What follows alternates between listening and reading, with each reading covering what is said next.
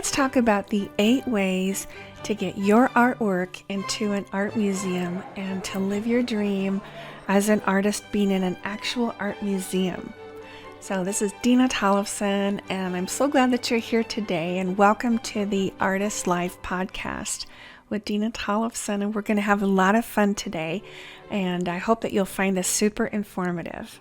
If you're new to my channel, welcome, and if you've come back, welcome back. I'm here to guide you into ways to get your artwork into an art museum you may not even have thought about. And I'm going to list these 8 avenues from easiest method to most difficult method. So we'll go in order from easy to hard. And be sure to listen all the way through today's discussion. I'm going to be giving you some valuable information you're not going to want to miss. So art museums might seem mysterious. And actually, yes, they are a little mysterious. And let's state the obvious, getting into an art museum is very difficult. But with the information I'm giving you here today, this should make it easier, and it should help remove some of the mystery of this whole process. So method 1 of how to get your art in is in through the museum store. And art museum stores are the hidden gem of art sales. So when you have artwork in an art museum store, not only is your art in an art museum building, but you have an opportunity to make some money from art sales made at the museum store. And most artists don't realize this is a legitimate art revenue stream and a way to get exposure. And depending on the museum, you can sell your originals, you can sell one-of-a-kind textiles, original drawings, hand-pulled prints, paintings, drawings, lino cuts, framed and unframed work. And things can be priced anywhere from, say, under $100 up through thousands of dollars, depending on what the museum store is, what they have in their store. And some museum stores also have opportunities to sell jewelry, to sell jigsaw puzzles, stickers, greeting cards, notebooks, journals, and all kinds of other merchandise with your art and your name on it. And I personally have sold some originals, and I have also sold some lots of hand-signed greeting cards using this method.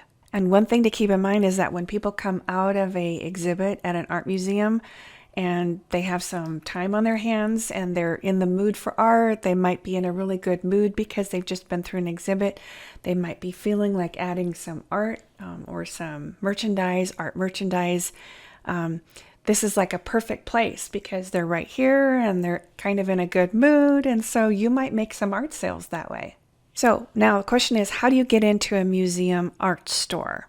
So each museum store is going to have someone in charge of the art museum store, staffing it, deciding what's going to be inside, how to merchandise it, what artists are going to be included, being in charge of the sales and the displays and that type of thing.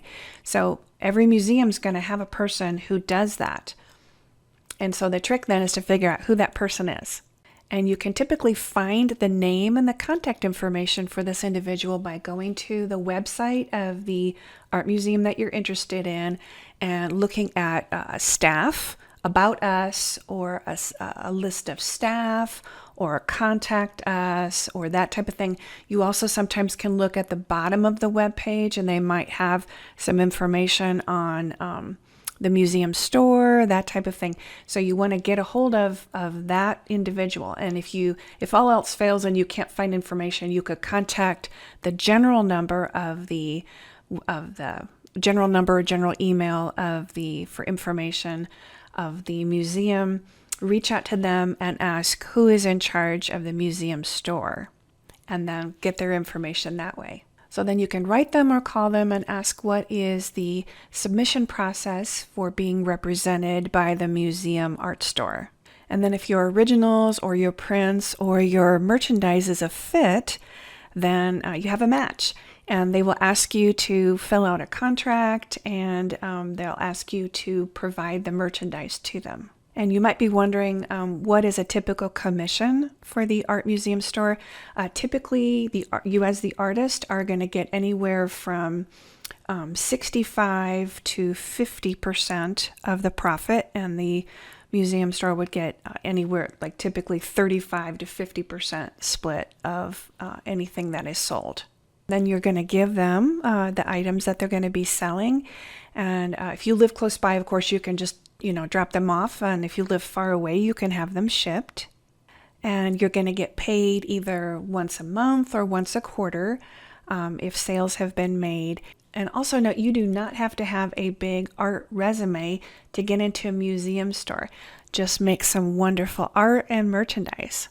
The second method to get your art into an art museum is through art education within the museum. Did you know that you can have your artwork inside of an art museum by either volunteering to give an art workshop, being paid to deliver an art workshop, or to give a demonstration of your art making process at an event that the museum is hosting?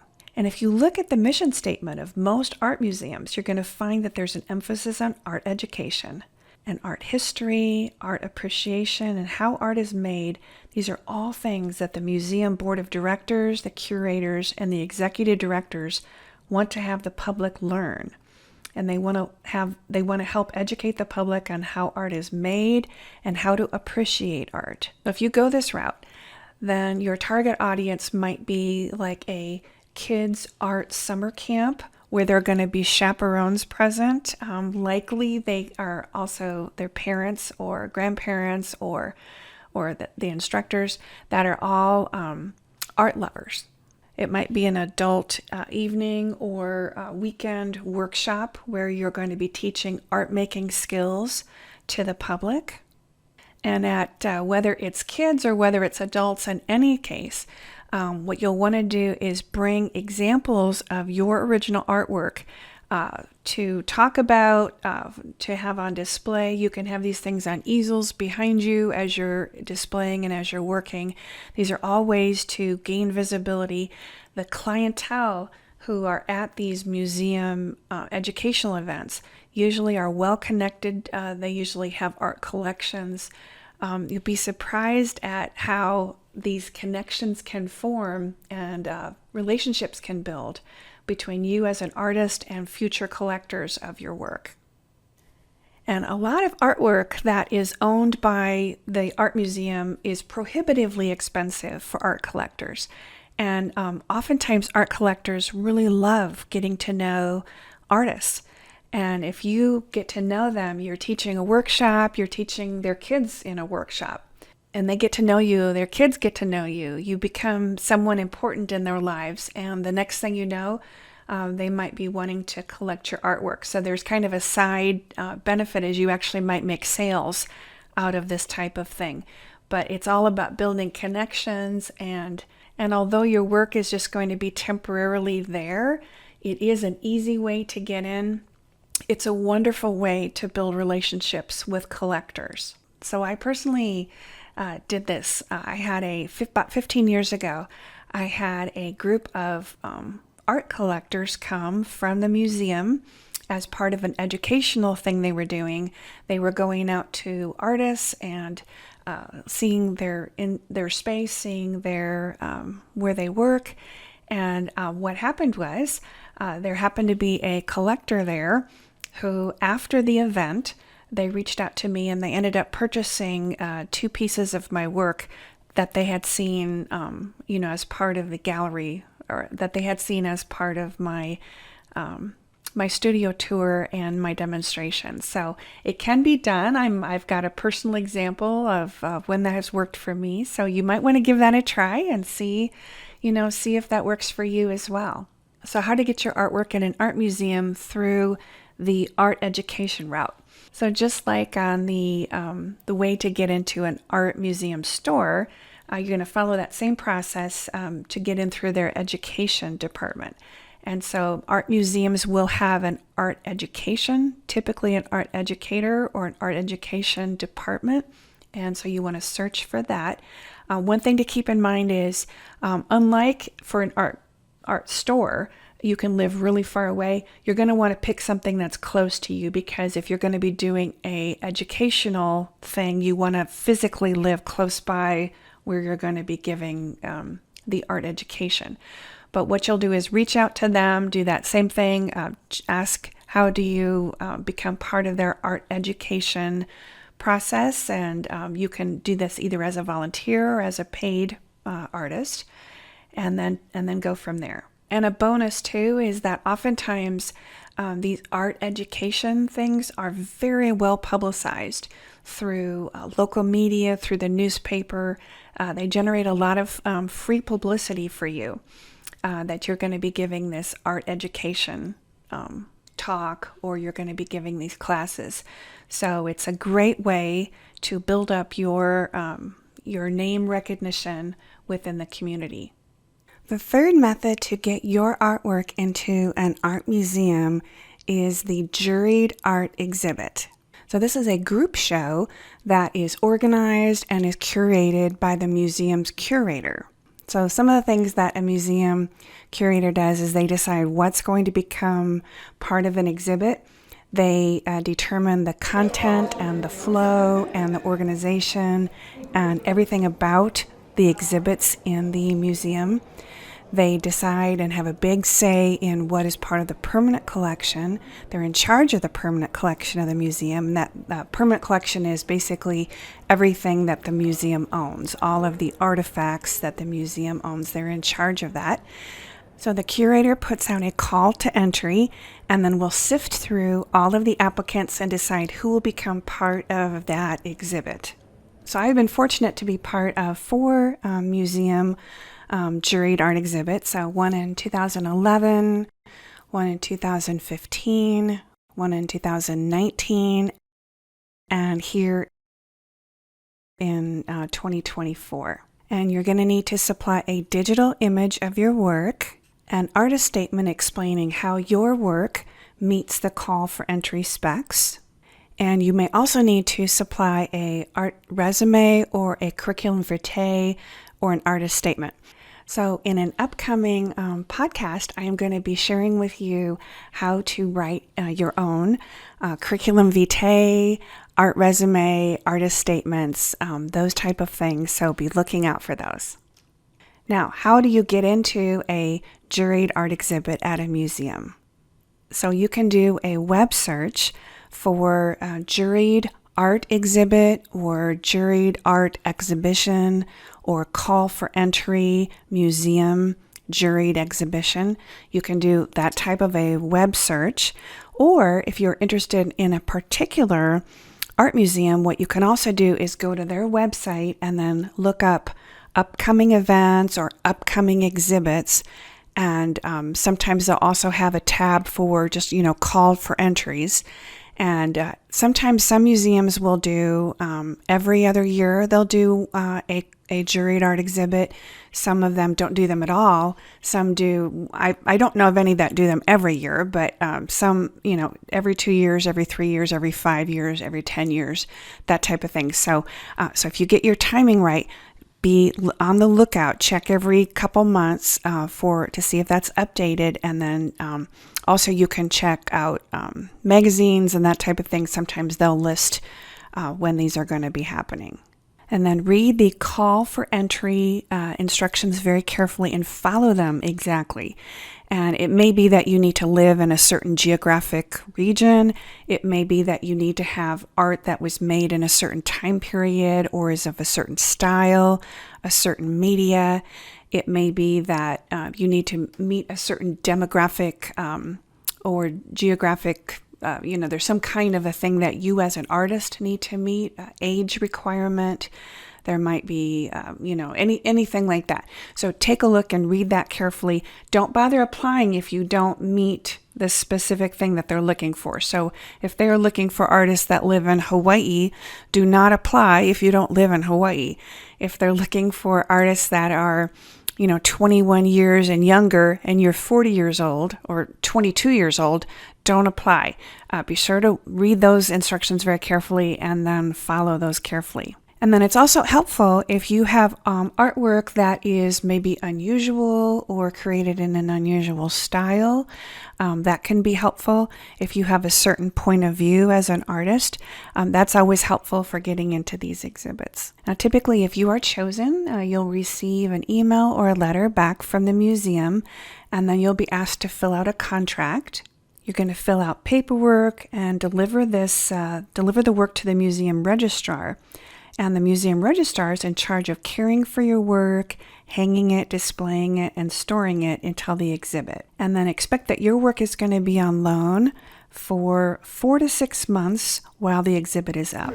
And they often host an opening reception where you can meet the curator, you can see the exhibit in person, you can mingle with other artists, and mingle with the public who have come to see your work, which is super exciting. And events like this are well publicized, and they're going to likely appear in the local newspaper, in the radio, and the news sites in the local area of the museum. So it's a lot of excitement, a lot of wonderful publicity. So the fourth way to get into a museum, get your artwork into a museum, is through a group invitational, which is initiated by the art curator. So this is a lot like a juried call for entry, but instead of a thing where it's made public, the curator calls out and says, okay, everybody send me your applications. This is instead an invitation only. So the curator is reaching out to specific artists that are not in their permanent collection, but they have some artwork that the curator wants to include in an exhibit. And in this type of an exhibit, you would be loaning your artwork to the museum for a temporary exhibit that the curator is putting together. Now, how to get in here in method number 4, there's really nothing that you can do, to get in because you have to be asked by the curator. So the curator would need to be familiar with your body of work, familiar with your art style, with you as an artist. So likely they might know you on a personal level, or they have heard of you. So nothing can be done. It's just a matter of if the curator would reach out to you. Okay, number 5 is a solo, a 2-person, or a group exhibit that you propose to the museum. And did you know that you can be the one to initiate an exhibit, a proposal? You don't have to wait to be asked. You can propose an exhibit. So how to get in? What you can do is you can go to the website of the art museum that you are interested in exhibiting at. And then submissions should be addressed to the curator. So you're going to need to know who that curator is. So you can find out who to address your email submission to. And how you'll find that out is you can go to the museum website and find out that specific name and contact information for the curator. And on the website, they might have specific information on how to submit proposals. And if they do, be very careful to follow exactly the instructions that they give you. And if they don't give any instructions, you can still do a blind submission by writing a letter of interest stating what it is that you propose, the working title or theme of the proposed works of art, and then how this proposed exhibit that you would like to have, how this fits in with the mission of the museum. And then part of what they'd want to know is how many proposed works of art would be submitted. If this is a solo, then it would be, of course, just your work. And if it's a 2-person, you need to give biographical information on the other artist as well as biographical information about yourself. If it would be a group exhibit, list all of the artists that you propose would be in this group, and then give all of the information for them as well. So because museums are really into education, as we talked about earlier, one thing that you'll want to be sure to include in your proposal is how the proposed exhibit would offer the community, the public who come in to see it, what kind of educational benefits it would offer them, what kind of instructional things, what might the public learn from the exhibit, that type of thing. And putting on exhibits is very expensive, and most art museums are considered nonprofits. So they will get their money through grants, through funding, through the government, or through local agencies, through donations. And so one of the things that they're going to want to know is, how is this going to be funded? So if there is a specific organization that is perhaps going to underwrite this exhibit, be sure to include that in your proposal.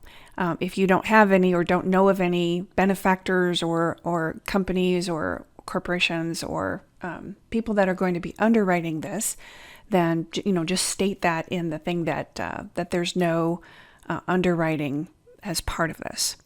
Then you're also going to want to have your curriculum vitae and an artist statement from, if it's a solo, just from you, two-person or a group exhibit, all of the artists that are included have a curriculum vitae and an artist statement. And then also very important is high-quality images, but you want them to be just a small file size, so like a 1 meg file size of JPEG images that you're going to want to include in that email, attach as attachments.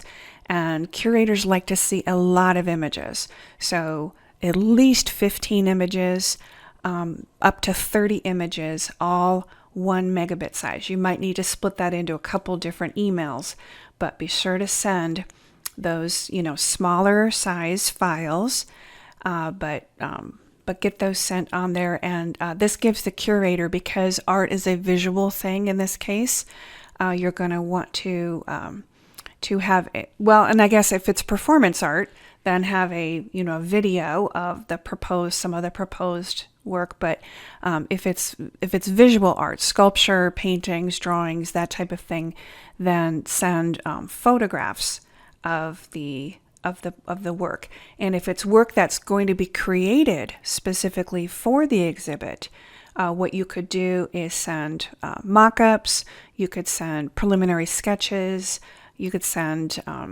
examples of previous work, that type of thing. And museums are well-oiled machines, and they often work way out in advance. So often these exhibits are planned years in advance. So you might give a proposal, say for example this year, and you might not hear anything for months or years, and then you might hear right away, but the exhibit itself may not happen, for years out into the future, because they do their planning, way out in advance. So just keep that in mind. It's not going to be like an immediate thing. Once in a while, something comes up where they might have an exhibit they were planning and it fell through. Maybe they were going to be doing a exhibit of something that they got from another museum, and there was something that held it up for whatever reason, and they're going to have a slot of a few months that are open. You might be able to fit in that way, but typically these things are, planned way out in advance. Okay, so method number 6, how to get your artwork into an art museum, is through an artist donation into the permanent collection of the museum. So in methods 1 through 5 that we've gone through here today, we talked about your artwork being in an exhibit and then it's going to come back to you. So it's on loan. Did you know that as an artist, you can donate your artwork to an art museum? And when you donate your artwork, it's a very big deal, because the art museum is going to keep your artwork in perpetuity. It is going to be cataloged, it's going to be insured, they're going to do conservation on it, they're going to be storing it under ideal conditions, and it may or may not be displayed in future exhibits that come up that the curator puts together. It also might have a chance of traveling to another museum elsewhere, somewhere else in the world, to be part of an exhibit where curators sometimes will trade artwork. And, hey, I'll give you this artwork for this exhibit, and they're going to trade them. And so your artwork literally could be traveling to museums elsewhere in the world when it's part of the permanent collection of a museum that you donate to. So what you'll want to do is have a conversation with the curator or the museum's executive director if they give you indications that they're interested in having your artwork in their permanent collection. One thing you do not want to do is don't just outright say, hey, do you want this? And, they don't know you or whatever, or they know you and they haven't asked. Don't just say, hey, do you want my artwork in your permanent collection? Because it's a very big deal it's a lot of effort, it's a lot of work and a lot of expense for a museum to take your art into their permanent collection. And what you don't want to do is alienate or pester the curator or the executive director. So the thing to do is just wait and see if they hint around, or if they even come out and ask you if you would be interested in donating your work. If so, then go for it. And wait for them to ask you to donate. So I have two paintings in the Cedar Rapids Museum. So I have two paintings in the Cedar Rapids Museum of Art's permanent collection that they had asked if I would donate. And then also note that if you donate, you can, on your taxes, if you live in the U.S., you can write off the cost of the materials only, and if it's framed, the cost of the frame only. You can't write off your labor for that. Now, I'm not a tax professional. I'm an artist. I'm not a tax attorney or anything. If you live elsewhere in the world, or if you have a tax attorney, be sure to check with them. But yeah, it's not a thing where you can just go like, oh, hey, this painting is worth X amount and write that off on your taxes when you donate it. It doesn't work quite that way, but you should be able to make a small write-off for the materials used.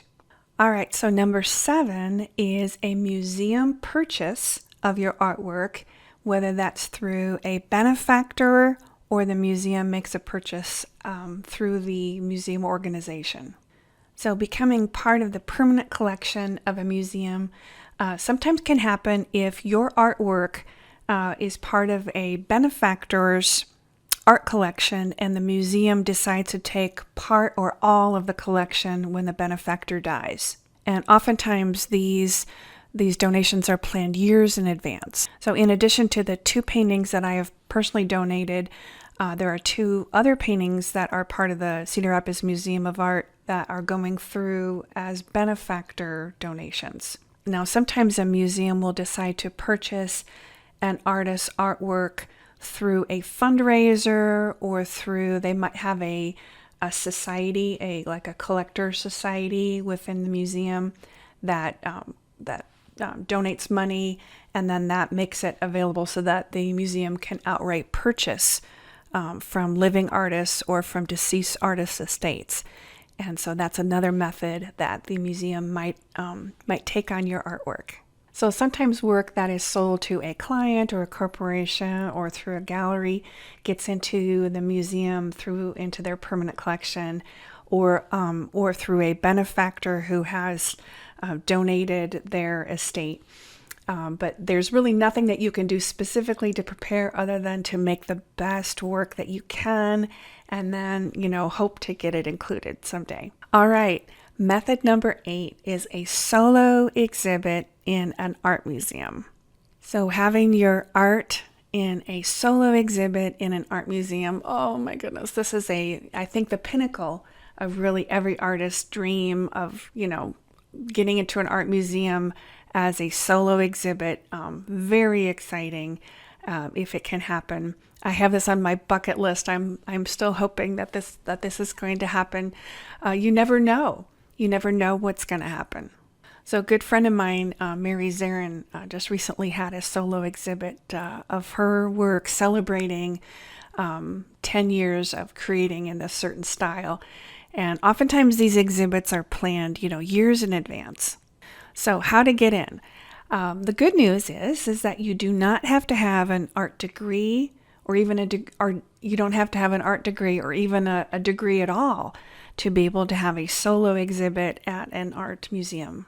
And you can consider writing a proposal, which we did and talked about in method number 5. You can consider writing a proposal to have a solo exhibit once you have, at least 20 works of art that are all in a certain style. And one tip also is be sure to keep early examples of your work. And if your work, basically in your art career, early things that you've done, or if you're changing your style, be sure to keep examples, good examples of the earlier styles that you've tried, because oftentimes as part of the educational component, a curator enjoys, they'll show, what the main thing that they want to show, but they often will include in an exhibit early examples of your work. So if you don't have those early examples, if you have contact information of who has some of these early examples, the curator might reach out to certain collections of where your work is now, and they might get some of those things on loan for that solo exhibit. And it's important to keep early examples of your artwork, especially those examples where you're making breakthroughs and you're pushing new boundaries in your work. And also keep pushing the boundaries in your current body of work. Keep pushing and experimenting and thinking in new ways. Keep reimagining what you think that your art can be, and be open to new forms and new colors and new ideas. So something else to think about is to build visibility within the museum world. And one thing that you can do for that is to attend opening receptions for exhibits at the museums that you're interested in. So at these receptions and these events, you can get to know some of the museum staff. You want to get to know them on a personal, friendly basis, never pushy, never bossy or aggressive or anything like that. And if it's meant to be, it will happen. Well, I hope that you have found today's podcast helpful, and I've had a lot of fun having you here. So I hope that you will subscribe to my channel if you haven't already, and come back and see me again soon. So until next time, it's Dena Tollefson, and all my best to you. Bye-bye. Thank you so much, my art club members. I appreciate you.